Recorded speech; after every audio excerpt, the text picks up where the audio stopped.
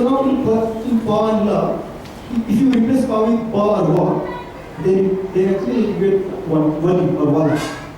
So Jali or wala. So Jali or wala, so in Punjab we have actually a lot of place names where we have wala. So wala is actually nothing but palli or pa la, where the pa has been built for, right? So apparently wala and palli are totally different, but if you know how languages evolve, right, then actually wala and palli are same. And then in Bombay, so there's a place called Borivali, right? Again same thing, the palli, wali, Kundavali, Borivali, right? So Punjab has the same term, the Maharashtra has. Now, the law can also change to something else, right? Law actually becomes ra, right? And this song, Kajra Re, Kare, Kare, Nana. So Kajra and Kare, so both are actually, the law has evolved to ra. Actually, so Kajra se aata hai, Kajra, so Kajra is actually Kajra, right? And Kare is actually Kare, Nana. So law and ra actually also change, right? Now you just think, pa, la, you replace pa with va and la with ra, then vara, then vijayavada, right? And interestingly, in Sindh and in Gujarat, even now, a lot of villages have name as vara. So this Punjab, Sindh, Gujarat, Maratha, Dravid, Utkal, right? So like all these languages have palli in various forms, but not Hindi, right? So now why Bengali has and why Dravid, why Maratha has and why Sindh has this word palli and why Hindi doesn't have. See, there is a historical proof for what is the relationship between Bengalis and the Tamils, right? So these things can be reconstructed only by such a mutual linguistic parallel, right? So you study the languages, you find how the words work, and from there now you know for sure that there has to be some connection between the Bongs and the Tamils, right? Otherwise, why is this what Palli is there? And what is the relationship between the Gujus and the Sindhus and the South Indians, right? There has to be some relationship, right? So, and okay, now about the linguistic parallel, another thing I just can't stop from saying, this about Bengali and the Tamil. So, recent studies have shown that Bengali is more Dravidian than Aryan language, right? And the reason is very interesting. Like in Hindi, we say, "Hum nahi jayenge," I will not go. In English also, we say, "I will not go." Right? The exam or the negation always come, before the word. In Latin, in Sanskrit, in French, in German, in English, in Portuguese, Spanish, all languages which have come from the same group, like Sanskrit, Latin, Greek, Portuguese, which are all actually the same language family. Every time the na always comes earlier. In Bangla, we say "Ami Dabuna." The na comes later, and that's exactly what is said in all the Dravidian languages. In Tamil, Telugu, Malayalam, right? So now when languages evolve, the structure remains same. Like the sound changes, right? The pa will become ba, but the structure, the grammar remains same, right? But in Bengali, the structure is a Dravidian structure, right? And it's a very intriguing thing, right? And then now historically there is very little evidence to say why Bengali and Tamil are so similar, right? In structure, right? But now it's now it's a lot of theories on saying that actually the Bongs and the Tamils are actually the same Bong. They have come from the same group of people, right? And if so, and then parallelly there are a lot of historical proof that the Sri Lankans and the Bengalis are similar because ethnologically the Sri Lankans have actually so there are a lot of historical proofs also that people moved from Magar or the Bengal region more than 2000 years back, and the Sri Lankan language and the Sri Lankan people are ethnically the same as the Bengalis, right? Now, if you so this means that Tamil, Bengalis and Sri Lankans are ethnically the same people, right? This reconstruction can only happen, only through this linguistics. I think, so this is a very interesting thing, and I have expanded this thing into a very in my book. And we not to make fun of this thing, but just to create the thriller aspect. Wow, I didn't know all that. By the way, don't say that anywhere else. all of us will get beaten up. So, but that's very interesting. But that's also dangerous. So, do you think at some point of time history can be convoluted, some things can be hidden, and would that lead to some new information that we see today in the current scenario? Taking the Tamil Sinhalese example for.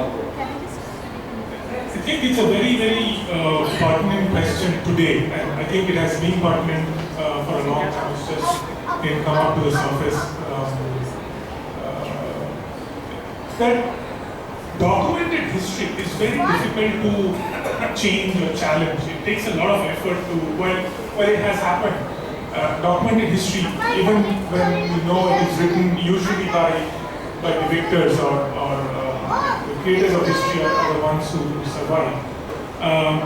Unwritten history is really stories that we were all talking about, and how they get molded and changed. And Shubhita and I often talk about how our mythological stories, that when you go beyond the shores of India, when you go to Cambodia or Indonesia or Malaysia, how they have changed, and some characters have taken more importance than we know them. How Ravana has become less of a villain, how there are justifications of his acts, etc. That is very interesting, and there is some truth. It's not mythology. It's almost real history and stories of real people. And just now, before we started, you remember the story Arun was narrating about Khusro, Shah Jahan's half brother. So maybe you have something to say on that. Yeah, I mean, I completely agree with what you're saying. That said, I think this book is quite richly layered. The stories that the grandmother has left behind, and the one that Indrani, I think, preserves and has kept alive. Pertain, I mean, I don't want to give the suspense of the book out, but it indicates that the stories originated in Afghanistan and the Hindu Kush. And this discovery of how the stories originated in the Hindu Kush, but they have parallels in what Afsar discovers in the Rig Veda. It's all very, it's quite deadly. I mean, you don't really, you wouldn't think of it. So it's a very imaginatively to get a connection where stories have a very, very definite role to play. And when Sudipto now spoke about the affinity between the Bengalis and the Tamils, I know why he caught me, because I am a Tamil. And Palli, while it stands for a town, the other meaning of Palli in Tamil is lizard. So I wonder if there is another paleontological significance there. But yeah, I mean, essentially, I completely agree. Stories have a very resonant, a very important value in society, and I think India is story-wise the richest in the world. And I think that as our generation, the new generations come up, we are hopefully recognizing that more and more. We should not lose this treasure trove. So to that extent, I think it's well within Indian tradition. I agree. And also, many times when I was reading the book myself, the layers opened up so beautifully.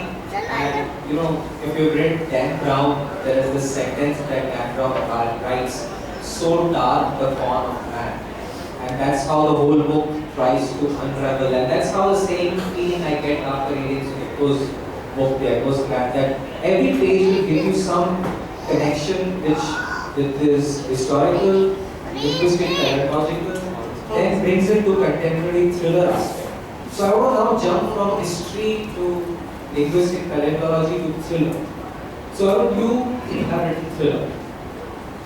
And there are some elements of thriller in every book. So how does this book compare to other authors that you have read on those thriller aspects? See, I've kind of grown up on the thriller and thriller and adventure, crime, fiction. So basically, if you look at thrillers or adventure stories, they have four major elements. The first is you need to have a very good plot. If the plot doesn't grip the reader, you're through. I mean, he won't come back, he or she will not come back to the book. The second, equally important element is space. So a good thriller, in the first chapter or first 10 pages, must hook you and then you must feel like continuing to read the book. Keep the pages turning, right? So plot, then you have pace, and then you must have very believable characters who sit well in the story. And the last element is backdrop and background. So all these are relevant, but the emphasis can change a little bit. So if you look at Dan Brown, the characterization in my view is nothing fantastic. But the plot is extraordinarily gripping, and so that's what has made the Da Vinci Code such a big seller. So if you look at Ecoscan, I think all of you, when you read it, you will have your own take on this. But you know, it's got strong elements of all the four. So the characters stay true to themselves through the book. You have a very strong plot line, and the pace is such that you want to keep going, because he very cleverly, Sudipto introduces the murder just at the right point. So you want to know what happened and why did it happen, and the murders are pretty gruesome themselves. So it's got these very nice interspersed elements. So I think the elements of a thriller, in my view, are all very well present in the movie. So one of the elements that Arun also mentioned was the backdrop and I want to just label it as location in geography. And geography plays a very important part of the book. So the book takes you from a village in Bangladesh to a small town in USA, to a city, Calcutta, then Afghanistan, Russia, and many more. So I'll read out a small passage which is from the book, and it talks about the location, the geography. Just see how beautifully it's described. Within seconds of takeoff, I was mesmerized by the sheer beauty of the southern hills that spread around us. The spotless blue autumn sky enveloped the bluish green conifers, the gently undulating hills and the placid blue lakes in icy blue days. See the expressions of wonderment. Malaria told us that we were not taking the usual route to Arakan through Chevelings, Glass, Stepnoi and Fagapur. That's very boring. We are taking a longer and scenic route to Kasri, Kudrabi, Uskoi. I can't even pronounce the next one. Now we are flying over Kasri. The best part of the journey is now between Kasri and Kudrabi. Near again unpronounceable name, we touch the Ural River and fly close to the foothills of the southern Urals. We fly along Ural till Kislikoi, where we will turn left towards Arcane.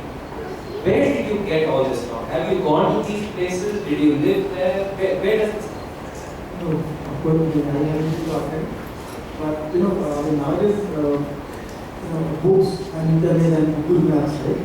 So I believe thanks to Mr. Larry Page and his book on that, you guys see everything, right? If you have a good book, right? And a good traveler plus Google Maps, I believe we can go to any place in the world, right? So all these things are thanks to Google. Right? And also there are a lot of books now.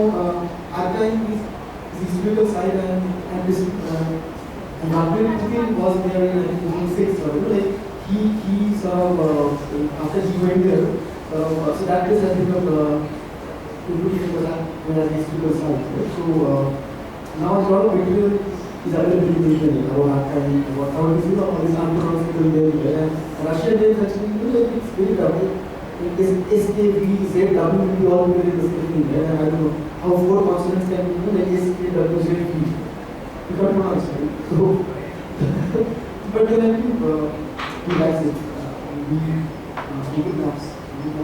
A lot of travel I thought you'll answer that really nicely. That yes, I have gone there, I've spent 1 year there. You just dropped the bomb that thanks to Google you. But anyway, it's well written. That's what I enjoyed. What he doesn't say is the imagination also. Probably. I think that's what is the key. What is the toughest thing to write? I think the toughest thing is, when I get, really pissed off if there is wrong information in the book. How good a book can be written, but one factual error that puts me off, right? So when I started writing, I wanted to make sure that each and every fact I say, each and every historical fact or archaeological fact, that has to be authentic. And I think that was the toughest part. And as you asked me to make very tough question that without being in archive, without going to Hindu, right? So Bangladesh, I didn't have any problem with that. I heard so many stories of Bangladesh. I could visually see the videos, my grandmother or my aunt said, this book so much about it. That I exactly knew that you can't here, then there will be process store and then, so everything was also visual.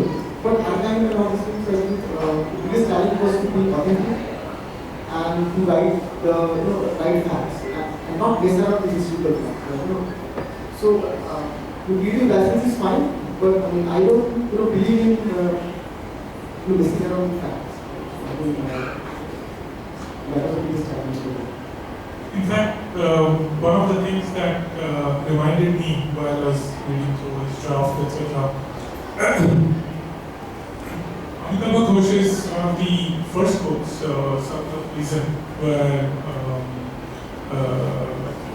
the character first time goes to London. I'm getting a title of the book, right? I don't know, but one of the books where the protagonist goes to London for the first time, and he could tell the way he writes, he could tell every charge, every store, almost as if he has been there before. And when he's asked, he says, the stories are actually, or the place is actually alive to me because of the letters written to me by my sister.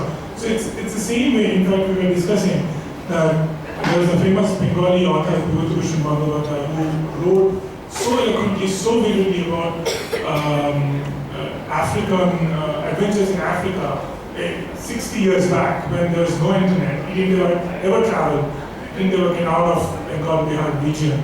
And so I guess he's sort of carrying on those traditions, just using modern tools and imagination. Absolutely. So that's all I wanted to ask you to show, and I don't thanks a lot and some back to you as well. I want to leave you all with a small passage that is my personal favorite. And again, I'll just read it out to you. In the high altitudes of the snow mountain lives a powerful ether. He uses his weapons, the thunderbolt and fire, to break into pieces the glaciers that crawl down the mountain like Ali, a big dragon. The ice melts and releases from captivity the swollen waters. Thus the river is born. Full of life, the liberated waters flow like streams of milk, gushing through the slits and splits of mountains like freed cattle running towards their mother, sometimes breaking big stones, sometimes plunging from great heights, and sometimes meandering through deep ravines. She overcomes all obstacles and flows down towards the plains, never stopping, ever moving no matter what may come her way.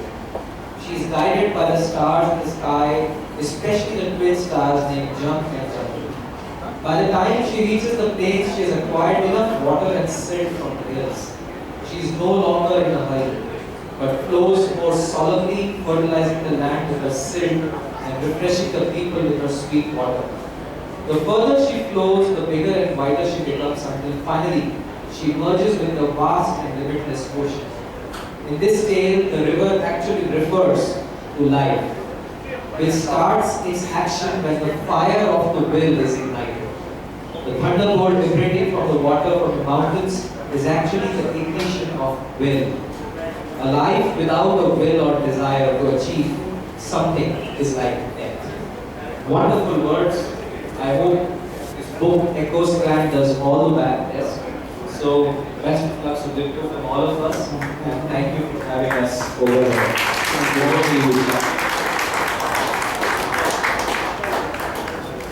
Thank you all for being a wonderful audience. Before we are done for the day, I would like to